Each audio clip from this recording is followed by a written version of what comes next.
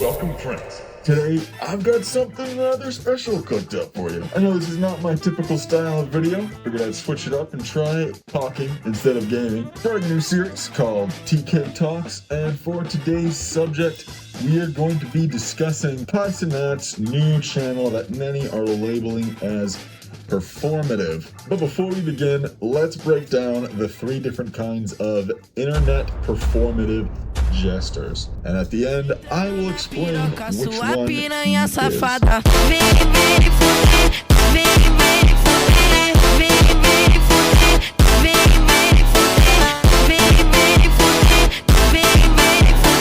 Now, the most common jester, and the one we are all most familiar with since the dawn of social media, is number one, the peacock. The peacock lives its life constantly seeking validation. Every video, every word, every action, every post is all about how much approval they can get from those around them, whether that be by showing off expensive new things, cars, food, clothes, even recording themselves giving food to the homeless. Because although on the surface it's a good deed, the real intention behind it is likes on a post. The peacock is desperate to be admired and to be seen as special, to be seen as more than your average person, because they are terrified of being normal. They don't want to be perceived as just another person, and because they crave the attention and validation that internet fame gives them. I mean, who doesn't? Everyone loves that rush of seeing a TikTok video really take off, like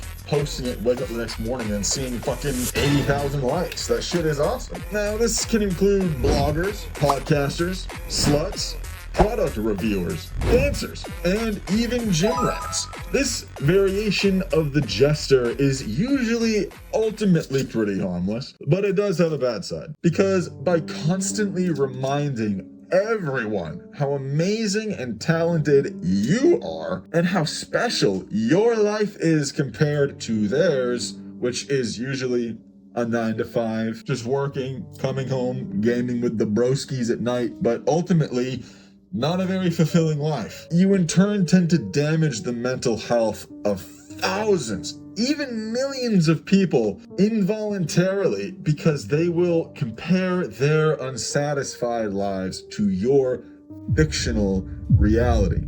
Now, this can occur on large scale and small scale. Large scale is when you see these fuckers online spending millions of dollars on like a yacht and blowing it up just because it's fun. That is the type of peacock that you see when they're trying to show off their wealth because they like the attention.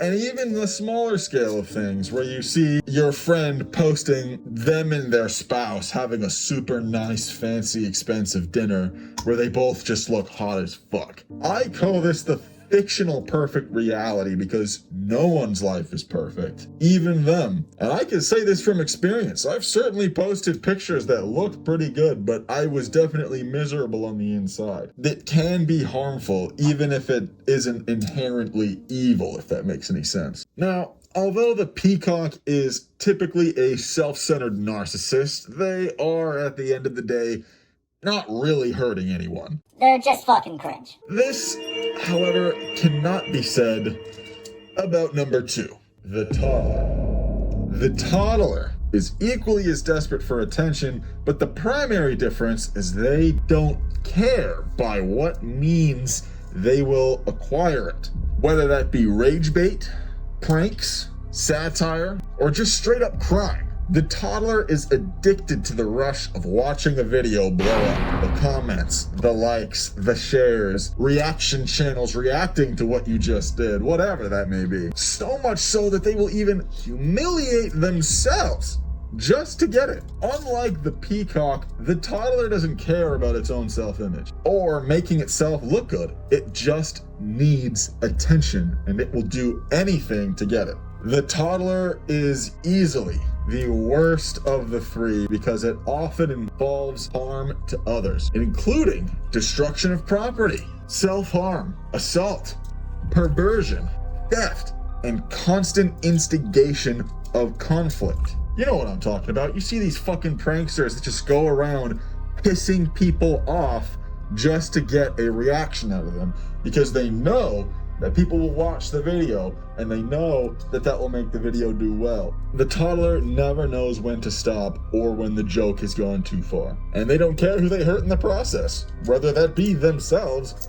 or others. Now, on to the last Jester, the victim.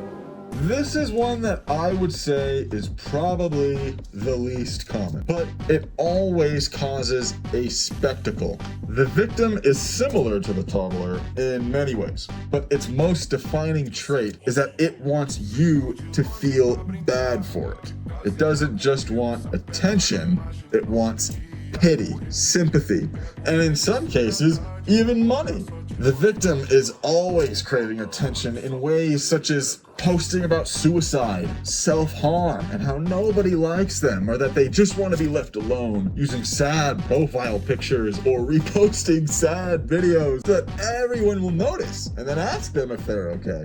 As a disclaimer, I cannot emphasize enough how incredibly real depression is and how horrible suicide can be. This segment is strictly regarding people who are faking it and not in reference to those who are genuinely struggling. Because the victim is a slap in the face to those who are actually struggling. This includes telling stories about a hate crime that never fucking happened, pretending you're about to kill yourself and posting about it online, hitting someone, and then only posting the part where they hit you back. That happens. People do that just to make themselves seem like the victim. And even going as far as faking a sexual assault. All for the glorious attention one receives by being the victim.